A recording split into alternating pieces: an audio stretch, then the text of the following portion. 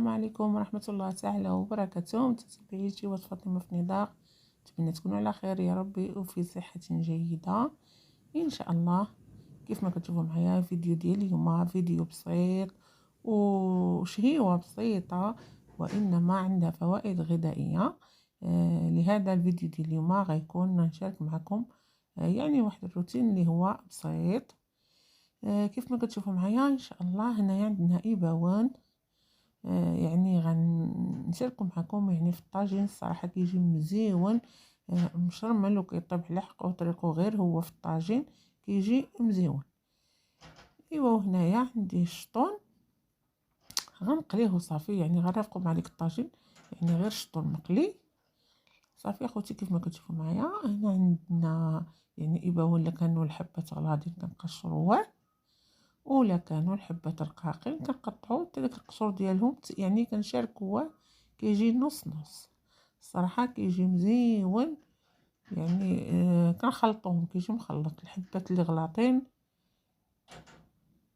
كان يعني نفسخوهم وياخرين بحال على هاد الطريقه هذه كنبقاو نزولوا لهم غير ديك الجوانب وكنقطعوهم طراف صغارين على هاد الشكل هذا وكنعملوهم في الماء. الصراحه يبقاو شويه في الماء عاد كنصفيوهم وكنعدل لهم الترميله ديالهم.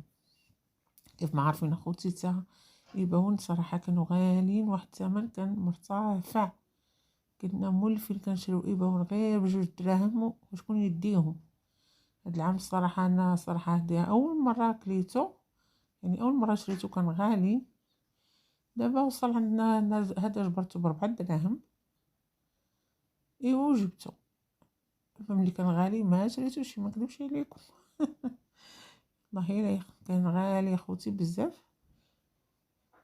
ايوا صافي غنبقاو على هاد الطريقه هذه تنكملوا كلشي صافي. كيف ما قلت لكم يعني دابا كنخليه شويه في الماء كنغسلو مزيان. عاد غنعمل له شنو غنزيد عليه، خليكم معايا صافي. كيف ما شفتوا حنا عملنا في ديك الطاجين. هنايا حكيت واحد الحبه ديال الطوماطيش، هذه اللي بغا يعملها انا الاغلبيه ما كنعملش الطوماطيش، كنعمل غير القزبر والثوم، ولكن هنايا بغيت نعمل واحد الحبه ديال الطماطم. زيت القزبر ومعدنوس، لكن القزبر كيكون غلاب. وعندي شتيتو هنايا الثوم محكوك، وعملت شتيتو الليمون يعني مرقد حتى هو، عملت واحد الطرياف. هنايا الحر اختياري وصراحه بالحر كيجي مزيون، ولكن على حساب اللي عنده الوليدات صغار يتفاداه، واللي ما كيعجبوش الحر كذلك يتفاداه صافي. كنعمل الملح هنايا، كنعمل شويه الكمون وفلفل غابره، يعني ماشي شي حاجه اللي كثيره بزاف. هادو هما التوابل اللي كنعملو. وطبعا زيت المائده او زيت الزيتون لكم الاختيار، اللي قدر على شي حاجه كيعملها وصافي. وكن نخلطو مزيان ديك التوابل كتنساش مزيان. عاد كنردوها على البوطه. الصراحه الا خليتو كيطيب على شتيتو عليه الصراحه كيجي مزيون والله العظيم. الا حتى العيال كلاو من هذا الطاجين يبغوش ياكلوه بزاف، ولكن هاد المره عجبهم وكلهم ذاقوا منه. الصراحه جا مزيون وتكل كامل.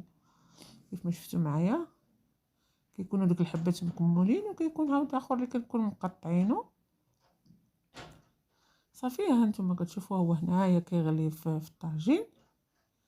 ديك الطوماطيش شوفوا كتطلق الماء ديالها، ديك الماء كيطيب فيه صافي. ديك المريقات هذيك كيبقى يطيب يطيب يطيب، كنقصوا عليه العافيه وكتخليه حتى كيشرب ديك المرق، ما تيبقاش فيه المرق في مره.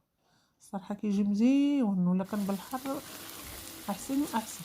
لكن انا قلت لكم اللي ما كيبغيش الحر، شفتوا معايا هنايا كيف خلينا حتى ما بقاش فيه الماء بتاتا حتى كيتشحن مزيان صافي. اذا عندنا ها هو ايبا عندنا واجد. دابا غندوزو نغسل معكم ديك الحوت.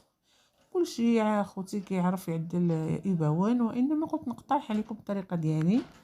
كاين اللي كيعملوه غير في الطنجره او في الكوكوت، ولكن في الطاجين الصراحه كيجي لذيذ وكيجي مزيون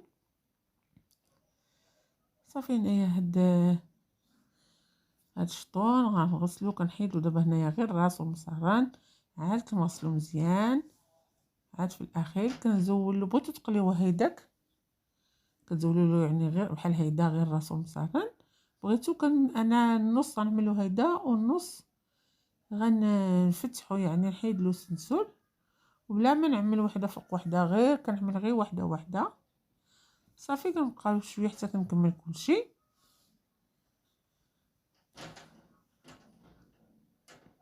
صافي على هاد الطريقه هادي راه كلشي حتى الشطون اخوتي صراحه حتى هو باقي الحوت عندنا غالي، الله يعدى شي تا ولد الخير وصافي. صافي كيف ما شفتوا كنعملوه غير بهاد الطريقه هادي بلا ما نعملو وحده فوق وحده.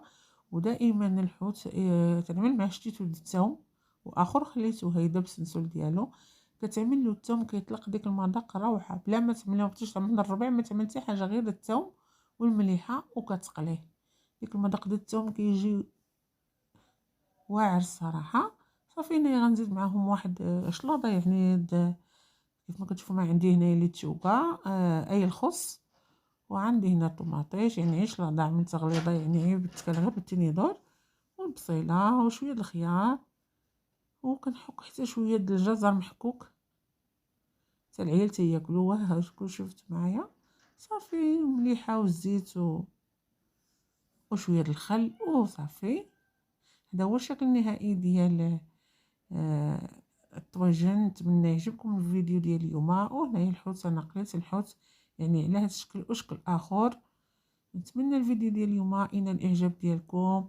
عجبكم الفيديو ما تنساونيش من التعليق المزيونه ديالكم اللي دائما كتشجعني، يعني دائما كنشارك معكم كل شيء البسيط والمتواضع. نتمنى تكونوا على خير ونخليكم على خير، والى فيديو اخر باذن الله، وشكرا على المتابعه.